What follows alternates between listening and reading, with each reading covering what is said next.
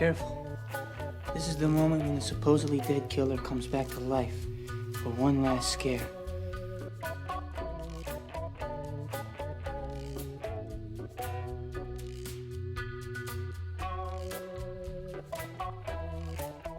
Hello, viewers, and welcome to One Last Scare, the show where the host is always someone you know. I'm your host, Ghostface, and today we're looking at Scream4, released in the year 2011. Hey guys, it was actually me, Lewis, the whole time. It was never Ghostface. He's not real. Sorry if I've ruined that for anyone, but yeah, he isn't real. Today, we're looking at Scream4, which, personally, is one of my favourite of the sequels. I go back and forth between 5 and 4. 2 is also in the running for best sequel. Anything that isn't Scream 3 is in the running for best sequel. And of course, you can notice I have the Ghostface robe. I really like this costume. I'm missing gloves, I know. Don't come in the comments yelling at me, oh, you're not accurate because you don't have the gloves and also your robe's on sparkling. I don't care. Okay, this is good enough. It's made by Fun World. That's good enough. This mask is sick. Like, you can see my eyes through it. If I do this, you can see my eyes, which, yeah, that sucks. But if I were to, you know, put a dark filter on it, similar to what you're seeing now, viewer, you honestly would not be able to tell the difference. Anyway, let's get into the actual review now. So, the opening scene. Boy, this got me. Both times. If you don't know what I'm talking about, the opening scene of Scream 4, there's 2 fake outs of people watching Stab 6 and then Stab 7 respectively. Well, I mean, by that, I mean, they're watching Stab 7 and the opening of Stab 7 includes a scene from Stab 6. This isn't Stab 6, this is Stab 1, but yeah. Very horrible cutouts I did because I had a lot of ugly white borders around it and I made it worse. I have a black and white version as well, which I'll try and make good, I guess. Maybe put it as a little prop back there. Who knows? Honestly, I'm never topping this as a prop. Like, I could just put my Ghostface mask there as well and have that as a prop, but you wouldn't see that because of how my head is. So anyway, back to the actual review, of course. And what's really good about that whole Stab scene, they get really meta with it. And they apply it to the rest of the movies because, obviously at this point you should know, Stab kind of makes these movies a bit confusing because, yeah, it's in Scream 2, when Maureen Evans and I believe Phil Stevens was his name, go to watch Stab. They get stabbed. In the words of the detective from Scream 3, despite the fact his quote is a bit different. He was making a movie called Stab. He was stabbed. But yeah, the whole gist is they die watching Stab. Stab 2 is a movie about the events of Scream 2. So, that would mean that they, you know, literally would have to have them watch Stab 1 in the theatres and not question the absurdity of that. Now, of course, concept of movie within movie exists, but never with, like, the same franchise existing within that franchise. Like, that is just too complex, so that doesn't happen. But, yeah. And then by the time I get to the real opening scene, you're probably going to be tricked into thinking, oh, this is another fake out West, you can't fool me. But no! It's real. And this is the point where I have to mention, of course, this was the last film Wes Craven ever directed before he sadly passed away. So I just want to quickly pay my respects by, again, this is a really great film. And quite a good thing to have on the last thing you directed, because it's really high quality, so it's quite good, is my whole point. Sad Wes is gone, rest in peace. Incredible visionary. Gave us so many great horror movies, of course. So I just felt really important to pay respect. I also probably pay respect in Scream 5, Screamathon, because they pay respect to him there as well. So it feels important for me to do that. Okay. Moving on, let's talk about the everyone's favorite characters. Well, they should be, because like they're the only recurring characters. Because Randy's gone. Still sad about that. But yeah, Dewey, Gale, and Sydney, the trio, are back, and for the first time ever, there's difference. I know, crazy, right? It's a Scream, baby. But yeah, this time, it kind of seems like Gale and Sydney are friends. The other films, it feels like you are a person who I have experienced great trauma with. So I'm not friends, but we have a mutual bond, I'd say. And also, Sydney and Gale definitely were friends in the second one because she slapped her. I mean, Sydney punched Stephen. Yeah, they repeat the thing from the first one where she just goes, just punches Gale in the face, which yeah. Fun little reference, but they don't do it in Scream 4, obviously, because the friends at this point, they have a nice little scene at it's a library, bookshop, something like, it's definitely a bookshop, because people were, like, buying a new book, so it won't be a library, and they all meet up. Gail goes, because she heard Sydney was in town, I believe, and she knew about the book, and it was the first time ever Gail was struggling writing, you know, not as easy when there hasn't been a bunch of mass murderers on a ghost mask, I guess. But yeah, of course, with that whole thing, I lost my train of thought, bear with me. Yeah, with that whole thing, Gail and Sydney meet, they have a nice little hug. Dewey shows up as well, not because his wife there, because yes, they're married in this movie now.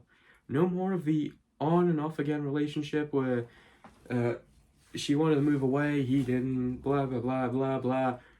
Then again, that's exactly what Scream 5 does, so I spoke too soon. But yeah, of course, as I have just stated, the whole idea here, Dewey is not here to meet up with them. He is here because there's a bunch of evidence in Sydney's car. I don't think he knew it was in her car specifically, but it was near the library. They needed to clear the place out, and turns out there was a whole bunch of blood and a Ghostface knife and mask in the car because the killer planted it there. Does this make Sydney a suspect? No, she's the main character. You'd think it does, but in fact, you know what? Some people probably thought Sydney was the killer. I never really saw that. Honestly, if it wasn't for like the fact I'd probably watched the kill count for this one way before I watched the movie. Did I? I can't remember, but I genuinely could not figure out who the killer was until the end when I went, oh, those two. We'll get to the killer in a minute, it's just I don't immediately talk about that all the time. So we're going to talk about some of our new characters, and only the ones I have in memory because I don't have my phone with my little notes on it. I'm doing this unnoted, and I haven't seen this movie in at least 2-3 weeks. I know that's mental. I know that's absurd of me, but calm down. That's the thing I fit. So we're first going to discuss some of our new characters. We have, I think his name's Rob or something. He has a camera, and he live streams 24/7, which, you know, didn't know you could do that back in 2011, 2010 apparently this movie takes place, but you do that, Rob. But I might have got his name wrong, I don't know. Then we have Trevor, who, oh my god, I haven't seen this movie in weeks, and I still remember his name because they say it that much.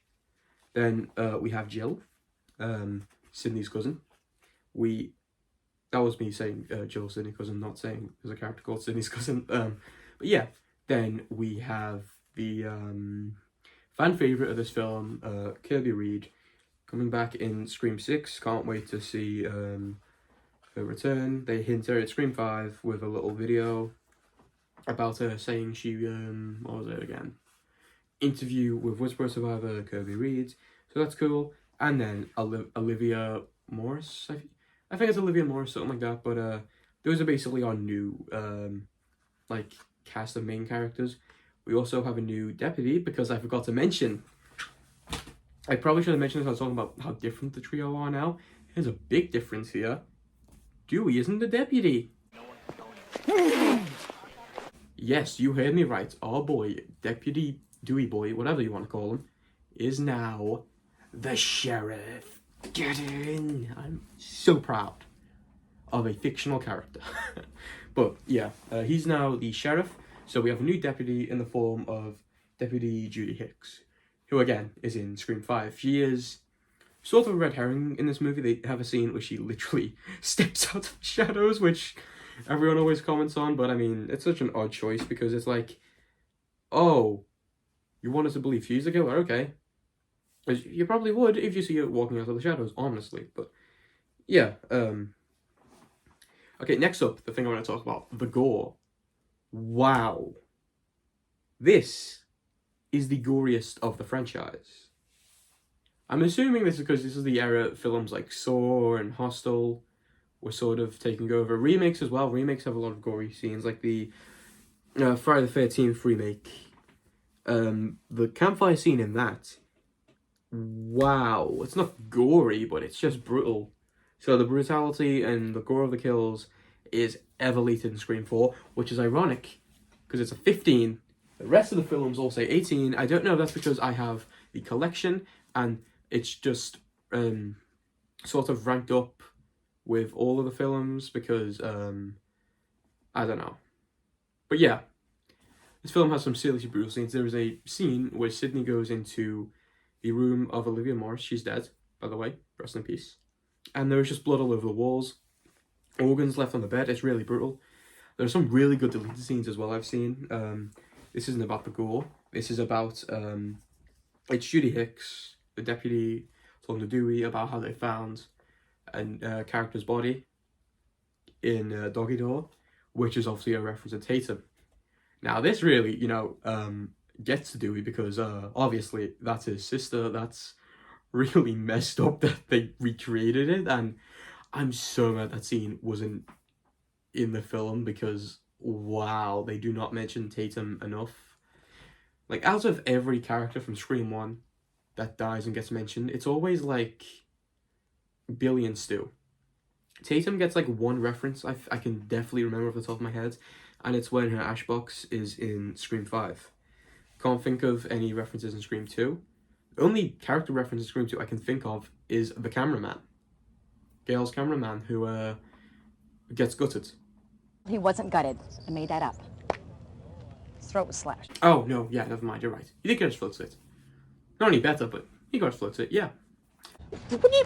Gail, gutted, slash, the guy ain't in the union no more. Now, this might be the shortest Screamathon yet, but I didn't ever want these videos to really drag on, so I'll make it short anyway. This is the killer reveal.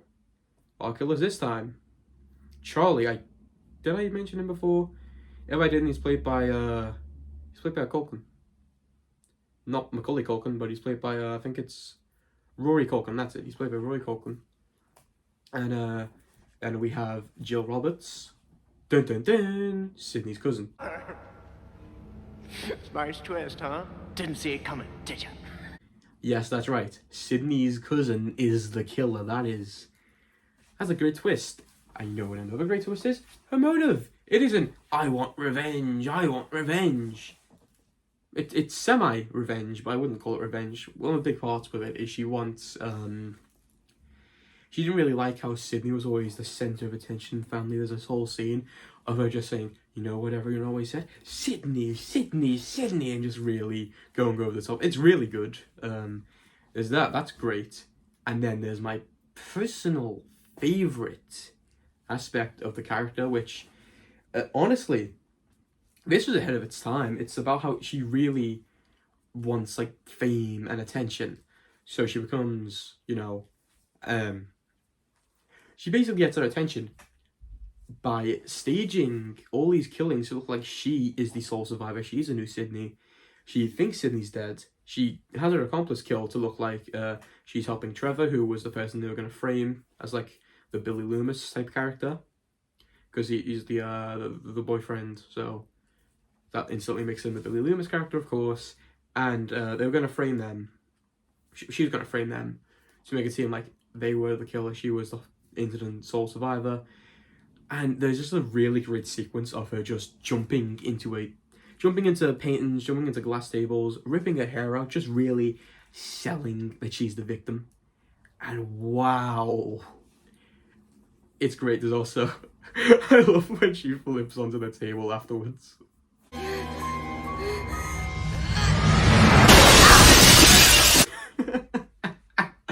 That's great. Play it again.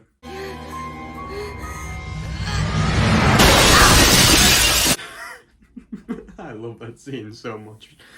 Yeah, though, she is honestly one of the most deranged ghosts. Honestly, she's in my top 5 ghost faces without a doubt. And she is also the killer who probably establishes a big part of the Stu is alive theory no one ever talks about. Okay, of course, there's that really, you either love it or you hate it theory of Stu's alive and he's going to be the killer in Scream 6. Or you don't think he'll be the killer in Scream 6, but they'll tease him in Scream 6 and have him in Scream 7. Whichever one you think, it's always important to remember that. People will always say, oh, Stu can't be alive because he's dead. At TV, hit him on the head and electrocuted him. I mean, we've seen characters survive electrocution in this franchise. Like Jill. She gets a defibrillator to the head from her own cousin, by the way. Yeah, that's right, Sydney killed her cousin. Isn't too crazy considering one of the original Scream 3 scripts, her dad was going to be the killer and she was just going to shoot him point blank. That's really screwed up. But, yeah, she just kills her cousin and even does an action hero one-liner. Clear. Clear. Clear.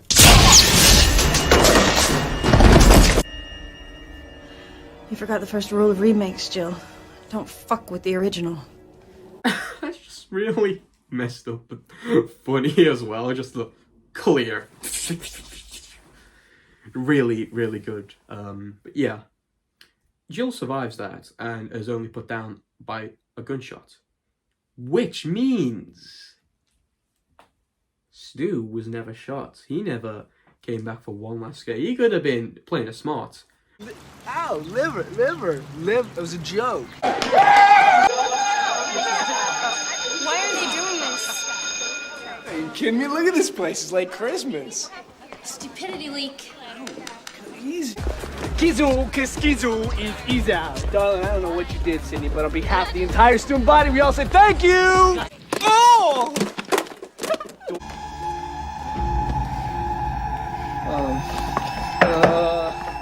Houston, we have a problem here. What?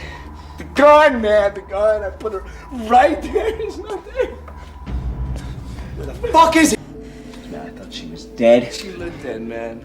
Still does. Yeah, man. Shit. What?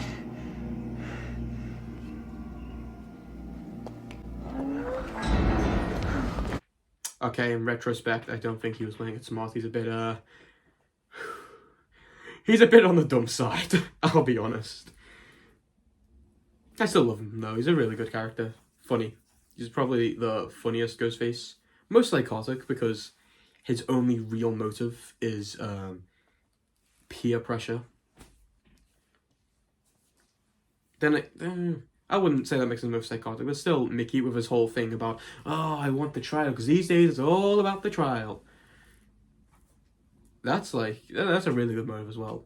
Honestly, when we move away from the motives of stab and revenge, these films could get really good again. I mean, they are really good. Except 3. Sorry, Scream 3 fans. I respect your opinion if you like Scream 3. I personally don't. I much prefer Scream 4, Scream 2, Scream 1, Scream 5. I'll probably prefer Scream 6 because so far that movie is right up my alley. Anyway, this has been One Last Scare. I'm your host, Ghostface, and today, that was the last, not the last, this is the last Screamathon video to have a number in the title. Because next up, it's just called Scream. I'll call it Scream 5. But next up, it's just going to be called Scream. So, yeah. Hope you're ready for the Scream 5 Screamathon. I know I am. I'll be wearing this again. Yeah. This has been your host. Not saying my name. You can just call me Mr. One Last Scare. Goodbye.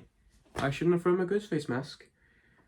Because, like, I think some of the plastic could get scratched and be all black now, and that would suck, but goodbye!